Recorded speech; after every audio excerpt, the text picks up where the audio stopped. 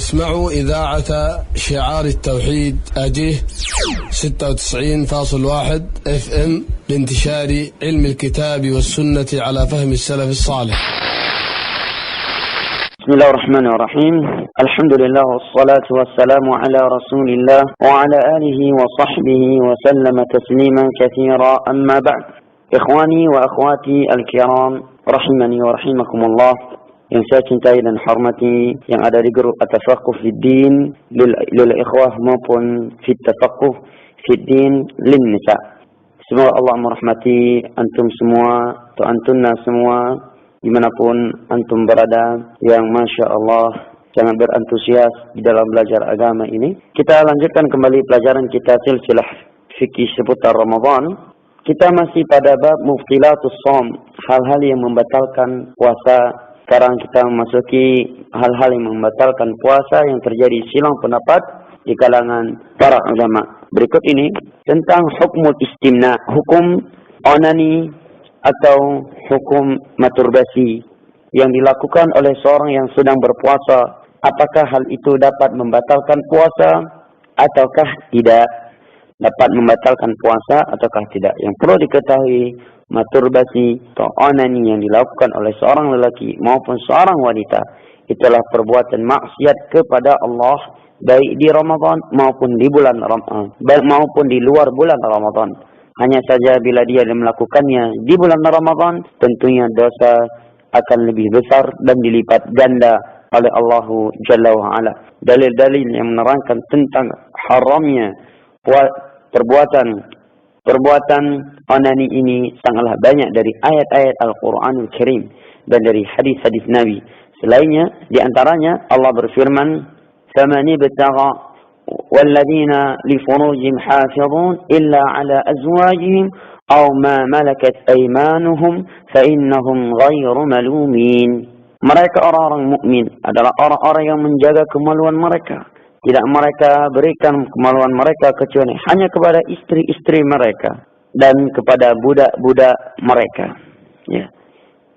Barang siapa yang memberikan hal itu kepada selain dua perkara, pada dua orang selain istri dan budaknya, maka sungguh mereka adalah orang-orang yang telah terbalik hatinya, telah terbalik pikirannya. Jelaslah bagi kita dari ayat ini hukum onani bahwa perkara yang tidak boleh, di mana dia bukanlah istri dan bukan pula budak sahaya yang diberikan di dalam peperangan oleh pemimpin kaum muslimin. Adapun hadis-hadis Nabi, maka sungguh sangatlah banyak. Di antaranya hadis Abi Hurairah radhiyallahu anhu yang sahih. Nabi menyatakan, kutiba li ibni Adam nasibuhu minaz zina, mudriku dzalika la mahalah.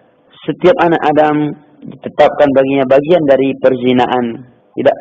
Dia akan melakukan hal itu dan tidaklah mustahil. Al-ainani tazniyani wa zinahuma an-nazar. Dua mata dapat berzina. Berzinanya mata adalah dengan melihat. Al-udhunani yazniyani wa zinahuma al-istima'. Kedua telinga dapat berzina dan berzinanya kedua telinga adalah dengan mendengar. Al-yadu tazni wa zinaha al-batash. Tangan juga dapat berzina, yaitu dengan menyentuh wanita yang bukan mahram.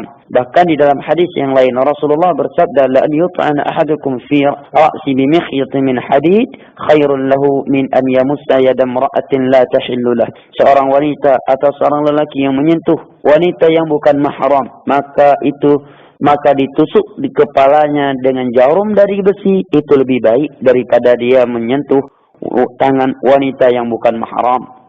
Wal rijlu yazni wal rijlani yazniyani wa zinahuma al-mashi. Dua kaki juga dapat berzina. Berzinanya kaki adalah dengan pergi ke tempat-tempat yang mengundang syahwat. Wal qalbu yazni wa zinahu yahwa wa yusaddiqu dzalika al-farju am yukadzibu. Hati juga dapat berzina, yaitu dengan membayang-bayang perkara-perkara syahwat yang tidak diperbolehkan. Semua itu direalisasikan oleh kemaluannya atau didustakannya. Tidaklah onani itu terjadi melainkan dikarenakan dia salah satu dari anggota badan tadi telah melakukan perzinaan, dikarenakan hati yang telah membayang-bayangi hal yang Allah haramkan sehingga direalisasikan oleh kemaluannya. Naam, itu di antara dalilnya. Sekarang bagaimana kalau dia tetap melakukannya di bulan Ramadan? Akankah puasanya batal dan rusak? Terjadi silang pendapat di kalangan para ulama. Pendapat yang pertama menyatakan ini perkara yang dapat membatalkan dan merusakkan puasanya dan wajib bagi dia untuk mengqadha puasanya tersebut. Dalilnya adalah hadis Al-Qudsi dari Abi Hurairah yang diriwayatkan oleh Al-Imam Al-Bukhari dan Muslim. Allah menyebutkan, yada'a ta'amahu wa syarabahu wa syahwatahu min ajli, di mana hambaku tersebut berpuasa, meninggalkan makan dan minumnya serta syahwatnya semuanya karena aku. Nah, orang yang melakukan masturbasi, orang yang melakukan onani yang disebut istilahkan oleh para ulama di dalam bahasa Arab dengan al-istimna, dia adalah orang yang tidak merealisasikan tujuan dan hikmah berpuasa, yaitu meninggalkan syahwatnya. Maka kata mereka para ulama yang berpendapat dengan pendapat yang pertama ini, maka batal dan rusaklah puasa dia. Ini pendapat 4 imam mazhab. 4 imam mazhab dan dikuatkan oleh ulama zaman sekarang, di antaranya Syekh Muhammad bin Shalih Al-Utsaimin dan juga di antaranya Al-Allamah Ibnu Baz rahimahullahu taala. Dalil mereka yang kedua, karena ini dikiaskan kepada jima, tidaklah puncaknya jima itu yang membuat dia harus membayar kafarah, melainkan dikarenakan keluarnya mani dengan sengaja. Maka hal yang sama pada orang yang melakukan onani atau masturbasi. Pendapat yang kedua menyatakan tidak rusak, tidak rusak puasanya dikarenakan tidak ada nas syar'i. Tidak ada nas syar'i. Ini pendapat yang dikuatkan oleh Al-Imam Ibnu Hazm, oleh Imam As-San'ani dan juga oleh Syekh Albani rahimahumullah ta'ala. Tentunya hal yang biasa hal yang seperti ini, karena ini permasalahan fikih.